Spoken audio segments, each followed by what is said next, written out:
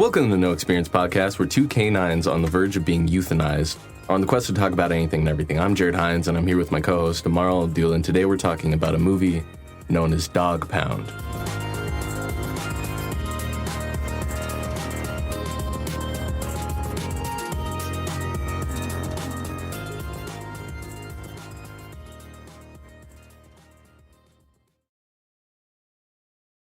All right. Amar, how are you doing today?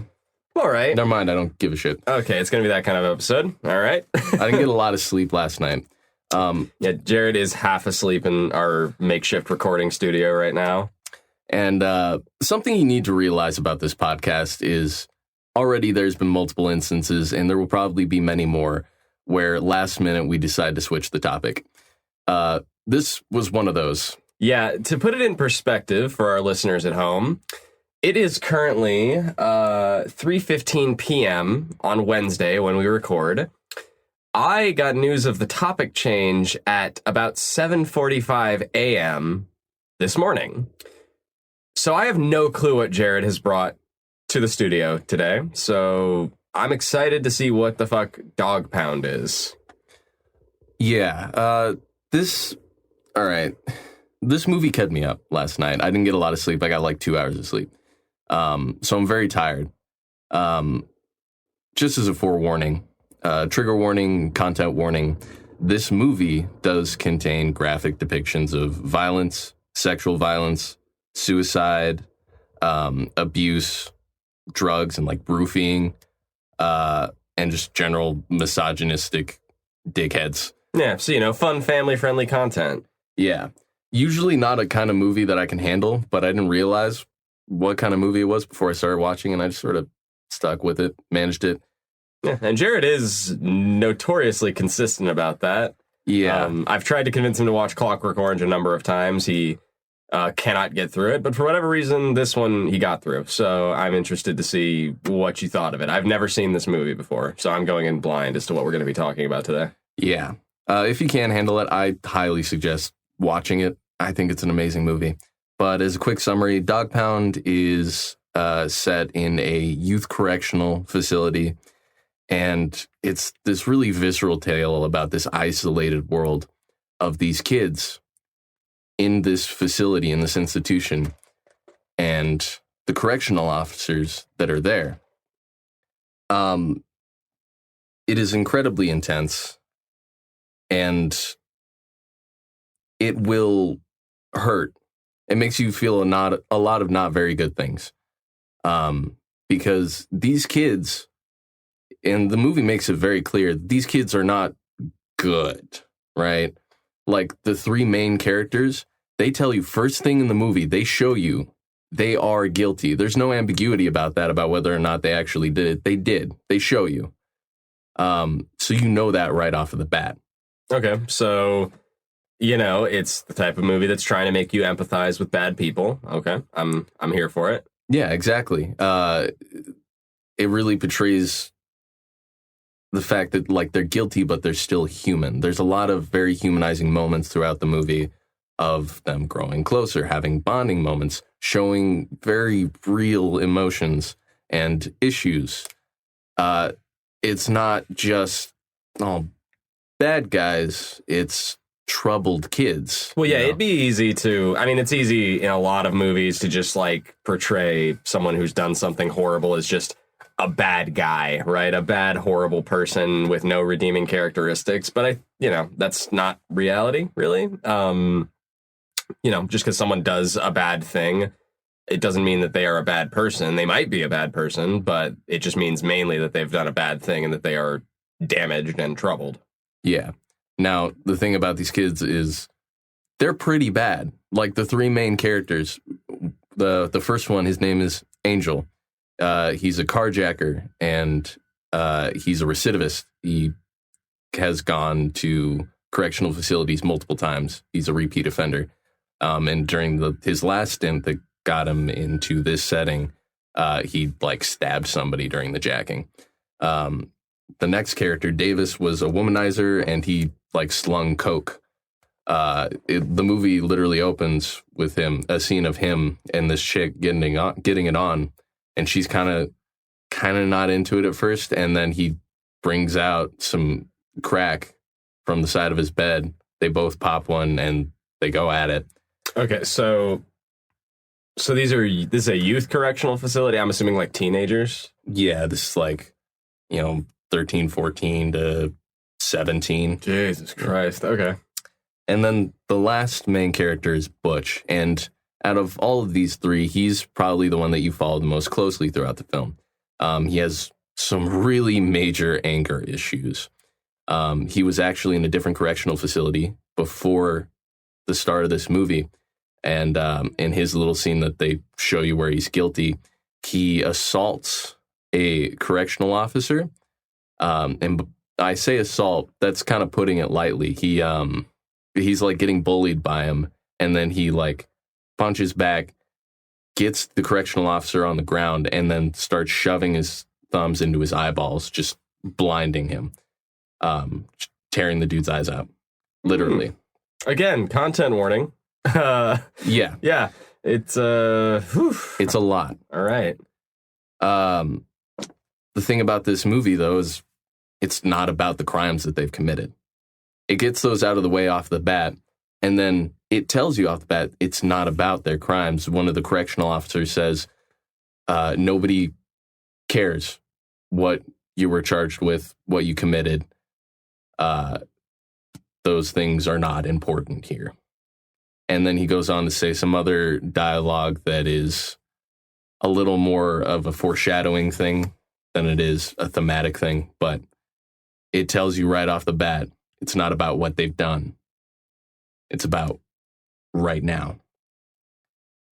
And some of the themes that I noticed about this movie were, to just list them off to begin with, responsibility, consequences, and I might be pushing this one a little bit, but authoritarian abuse and neglect. Okay, so great things to explore in a prison setting. Oh yeah, absolutely. It's very common. Yeah. Especially with, the authoritarian side of things.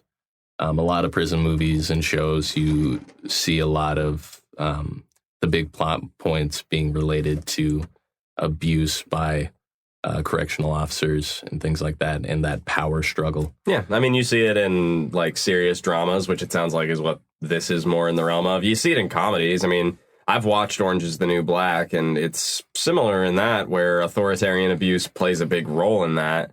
Despite the fact that it is a comedy, it's just a really easy theme to kind of explore in that setting.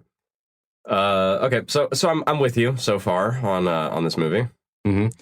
It's fascinating because a lot of these characters you end up kind of hating at one point or another because they're shitty. Yeah, I think you'd have to be honest. Yeah, I mean, they're a bunch of pretty shitty people, but some are more tolerable than others. Most of all, the main three characters. One of the big continuing things that you see in this movie is Butch being angry. Now, when it comes to some of the themes of responsibility and consequences, you see he gets like goaded on a lot. A lot of people try to get at him. And that's the prison environment. It is. But despite his anger, you can see how mad he gets. The main actor, I can't remember his name, but he does a fantastic job of portraying like the emotional side of Butch, showing how angry he is, showing how like impulsive he would be if it weren't for whatever this like little veil of restraint is. Because he can see that there are consequences to him just like reacting back immediately. Like somebody goads him. If he were just to kick them in the nuts, he'd be in the hole. Yeah. But that doesn't always stop him. He's just smart about it. At one point, when he first gets in the facility, three dudes that are like probably the three biggest assholes in this movie, they go up they grab a rag and they slam it over his mouth while he's sleeping in bed, and they hold him down. They just start gut punching him over and over again, just like as hard as they possibly can. And then the main asshole like leans down and he's like, "Don't you dare fucking rat or I'll kill you." At one point, somebody accidentally like hits him in the face and it leaves a mark. So when they get up in the morning, they have to line up. Correction officer sees his eye, right? He's like, "All right, what happened?" Butch is like, "None, I just fell down." You know, the classic excuse that you give when you got a black eye, "I just fell down." Yeah, and obviously the correctional officer doesn't believe that shit, so he's trying to entice it out of him, but Butch sticks to his story even when he, like, goes up to the main, like, warden of this facility. He keeps his shit. Like, practically nobody rats on anybody in this movie. It's a common part of the prison hierarchy. I've been watching a lot of prison shows recently. 60 Days In, if you haven't seen it, great show. But I've been watching that, and yeah, it's pretty common that nobody rats on each other because, you know, once that reputation will stick to you. I mean, once you get the reputation as being a rat or a snitch, I mean, it sticks to you, and it doesn't end well for a lot of people. No, it doesn't. And I mean, if you rat, like, these are really bad kids. Like, it would not be far-fetched to say that one of them would kill him if he ratted. So to say that that was a bad decision, I wouldn't. Butch ends up giving you some of the most cathartic and quote-unquote feel-good scenes in this movie. They don't actually feel good, but they make you feel a little better. I mean, yeah, it sounds like a grim fucking movie, so I imagine that there's probably not a lot of good feelings to be had. No, but Butch serves as the main form of retaliation for these three main characters. He's the one who ends up fighting back at some point. So after this incident, there's a point where they're just like, they're having their own free time in this facility. Correctional officers aren't really around. One of the three assholes starts starting some shit again because he's playing ping pong and he like knocks a ball over to a dude and just giving him shit, calling him a fat, bullying him. But eventually, like, Butch just comes into the room, sees that things are getting a little heat. He's just immediately beelining it to this asshole. He walks up, clocks him, gets him on the ground, and beats his face bloody, like blood all over the floor. I think he broke his nose or something. And then he gets up, he grabs a mug. He beat his face with a ping pong paddle, by the way. But it's a little bit of levity. Yeah. Sure. But he gets up, he grabs like this mug, right? And he has Davis, the guy that was getting picked on, come with him to go find the biggest of the three bads, the biggest asshole. His name's Banks. And they find him upstairs. He's just taking a piss in the bathroom, right? And Butch sees him, walks up, hits him over the head with this mug before he has a chance to react, and beats his face in. Dude has to get taken out of the facility on a like a stretcher. On a stretcher. And you don't see him for the rest of the movie because Butch fucks him up. And you see how bad it is. You can't even really make out much of his skin tone under all the blood on his face. So Butch, kind of a badass. He fights back and he makes you feel a little better when shitty things happen. Yeah, sure. That said, Butch is still not a good guy. He shakes somebody down for their drugs. And this dude's just sort of like a mule for the correctional facility. He just gives the stuff away to the people who want it. But he shakes this guy down for his shit. And this guy ends up getting in trouble with one of his quote unquote clients. Sure. So during lunch, a bunch of kids stand up, start walking around so that one kid can walk over to this mule kid and slice him across the face while he's walking. Jesus Christ, man. This is some heavy shit. Okay. Yeah. Keep going. Yeah.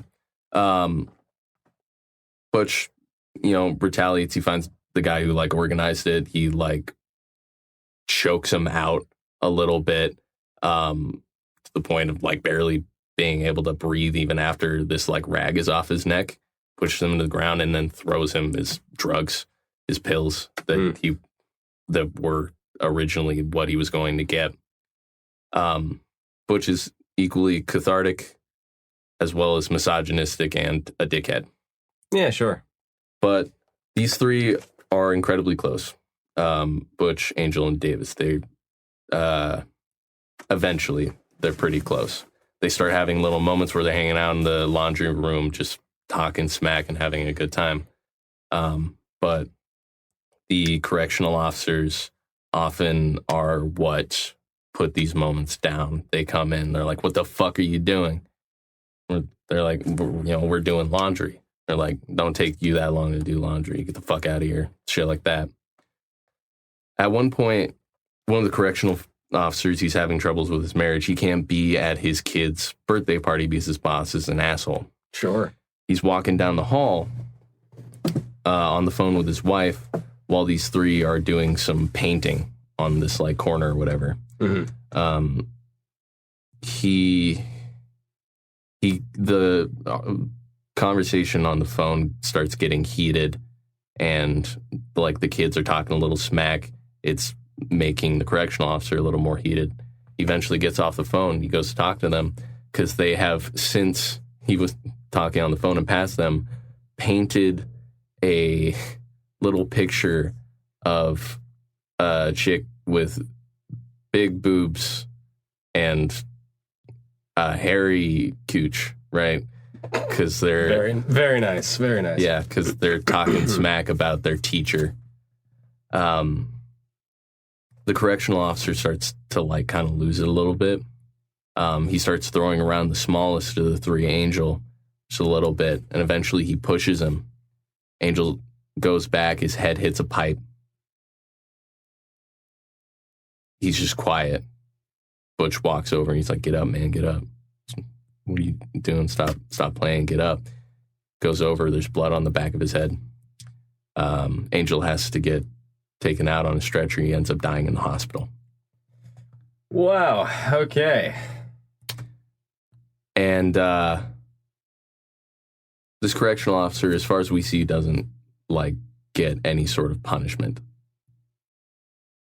You can't tell whether or not if during these moments where it's just him, he's feeling shame or guilt, or if it's just like a feeling of he fucked up. It's a little hard to tell. But one way or the other, he's feeling something, and he knows he did a bad. Yeah, well, it'd be hard not to accidentally kill a troubled youth under your guard. It'd be hard not to feel bad if you accidentally killed that guy. Absolutely. And I mean, the rest of the kids in that joint are equally knowledgeable about what happened. They start stirring some shit during lunch. Basically, they're all quiet for a hunger strike. The big boss walks up to one of the kids. He's just looking at him, and this kid just starts saying, "Dead. Dead." And he's like, "You shut the fuck up." He's just saying dead, and then soon everybody else starts to slowly join in, just chanting "dead, dead, dead." And eventually it just gets louder and louder. Correctional officers are getting uppity. Butch picks up a chair, yells, and slams a wall with the chair, and it turns into a riot. The correctional officers end up leaving, putting on riot gear. Of course. Because they're getting the shit kicked out of them. They come back in. They've got riot shields. They've got like armor on. They bring in tear gas to throw into this room, this fucking lunchroom. And they're stirring shit up. These kids cause a lot of fucking hell, but eventually, like, the pure amount of tear gas in the room is sedating them. Butch ends up leaving the room, and he manages to break down a door and get outside, where he's faced with a chain link fence, presumably that he was intending to scale before, after he like takes a moment to breathe for a second, presumably thinking about something, I don't know what. And then a couple correctional officers in riot gear come out. First thing that he does is whack his leg with the baton and break his leg like at the knee, the shin. Oh, good. And you can see it's like at the wrong angle. And they start beating him in the abdomen with batons, dragging him over the door, kneeing him through the doorway. All the while, he's just screaming. And they get him sort of down the stairs and stuff. Off camera, you're just looking at the door they went through. Eventually, the correctional officer's hand comes through and closes the door, and that's the end of the film. Well, lot to unpack there.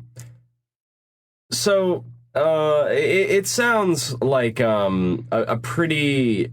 It sounds like a pretty regular kind of prison film, you know, exploring the nature of like isolation, authoritarianism, you know, mental health in these isolated environments, punishment versus rehabilitation, you know, like it sounds like it explores a lot of that stuff. I guess with the caveat that it's like children, you know, it's young adults and teenagers, and like, you know, that probably, by my estimation, makes it a lot harder to watch. Oh, for sure. You know, it's hard to watch anybody, like if you've seen like Shawshank Redemption, right?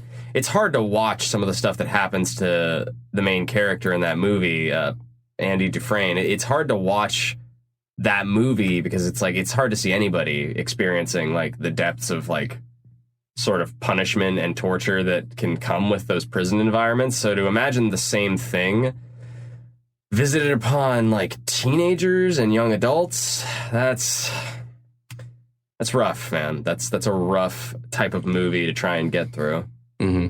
There was a lot that I skipped over, not only because for the sake of brevity, but for the sake of not wanting to bring in too much that is particularly jarring and uncomfortable to hear. Yeah, sure.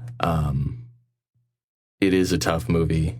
It is hard to watch, but it is also very visceral and intriguing, and I would think incredibly valuable. Because, I mean, this is what I would think is a very exaggerated view, but I don't think that these things don't happen. I think they do. No, I mean, well, you can tell, right? Like, even just like watching, you know, TV shows or movies or documentaries about like prison life, you know that this kind of thing does happen. You know, it's probably stylized in Dog Pound because, you know, it's a movie, right? It's meant to be like consumed from like a narrative standpoint rather than like a more realistic standpoint. So obviously some things are probably embellished or exaggerated to make them seem, you know, to make them fit and function narratively better. But I don't think that it's unlikely that stuff like that happens in prisons, and even in like youth prisons like are depicted in the movie. Mm-hmm.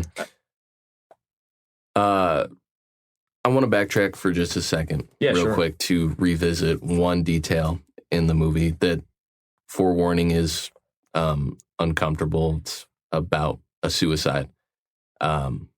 Basically, Davis, one of the three main characters, was not there at the end of the movie.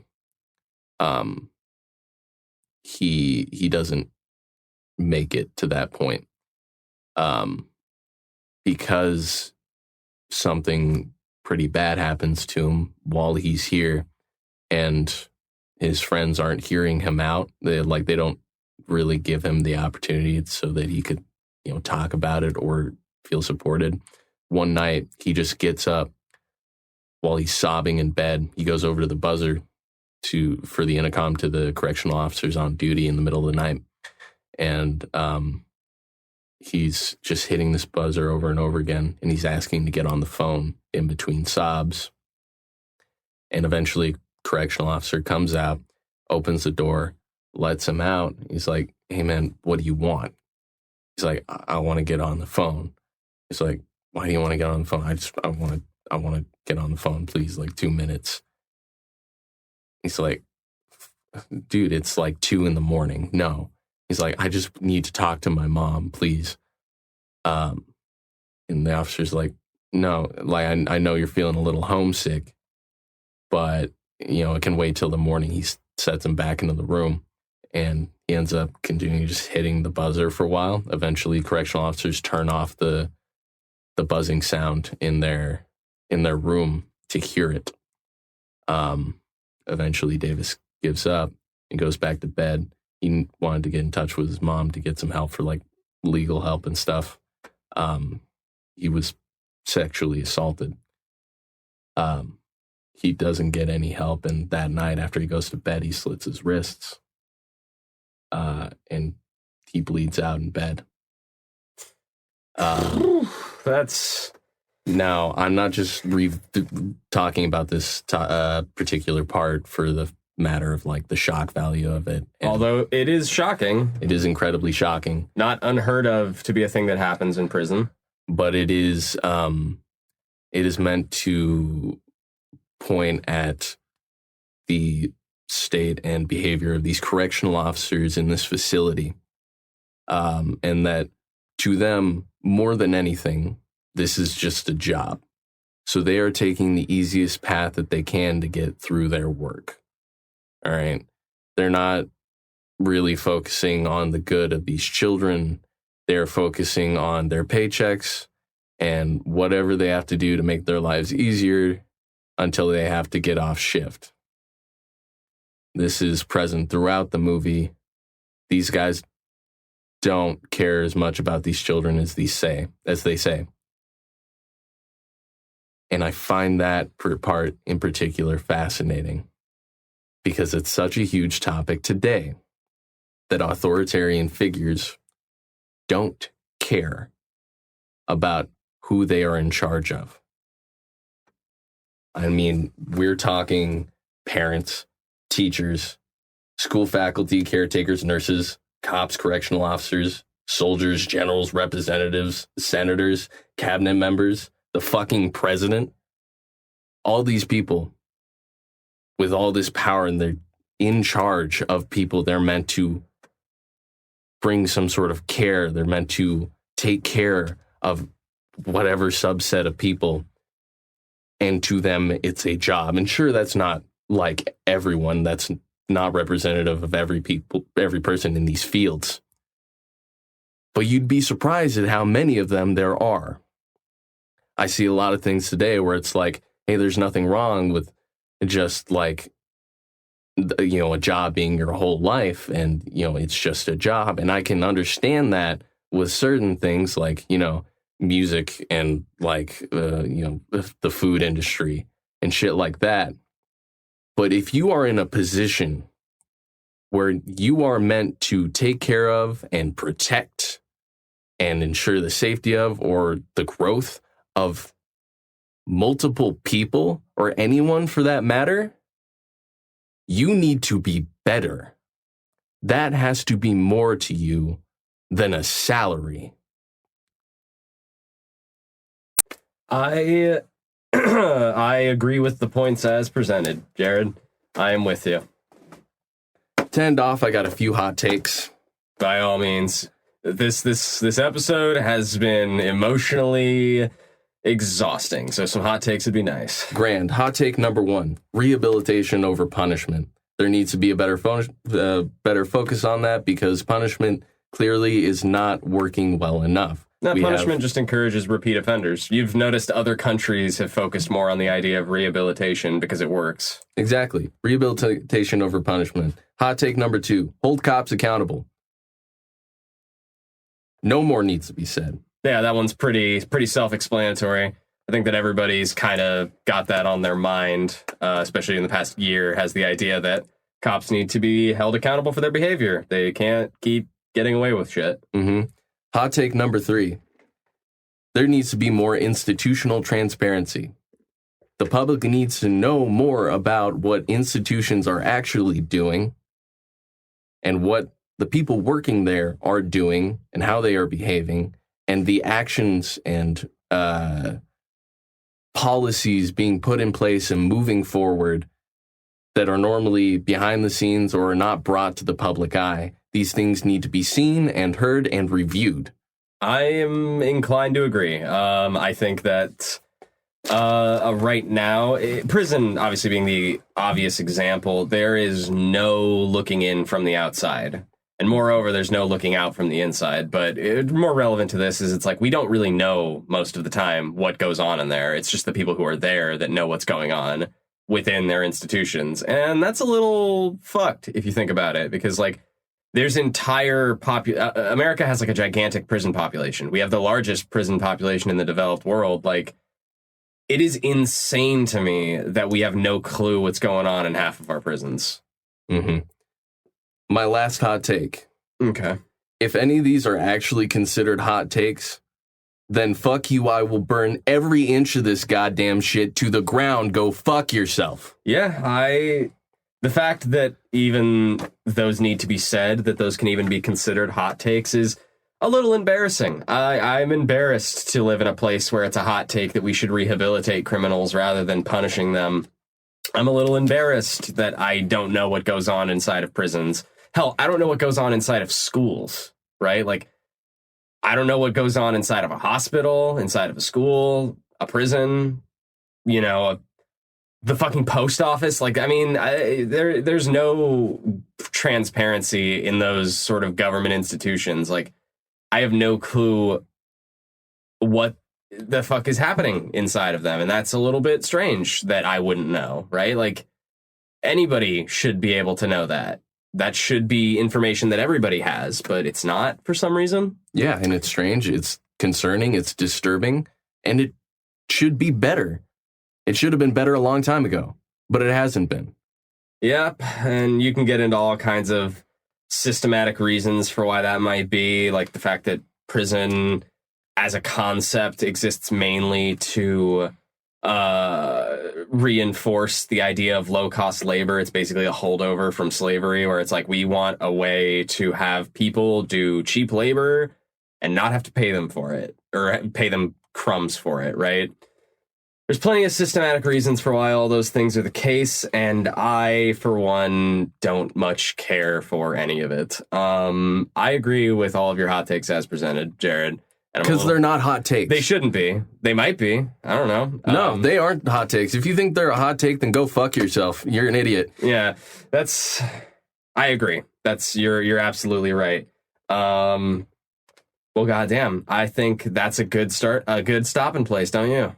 I do. All right. Well, everybody, thanks once again for listening in on the No Experience podcast. We know this episode was a little bit dark, a little bit emotionally exhausting compared to some of the stuff we've talked about in the past, but we think it's important. And this movie definitely has resonated with Jared, and I am resonating with the things that he's saying about it and the implications that such a movie presents. So, you know, we hope that you guys didn't mind granting us this short time to talk about something a little depressing, but probably pretty important. As always, you can follow us on Facebook. We have a Facebook page. We got a Twitter. It's my Twitter, @TheDonginMan. Links for that are all down in the description. We'd really love it if you guys would subscribe, give this video a like, leave a comment. Be safe out there, guys. And remember, fuck 12. Fuck 12. All my homies hate 12.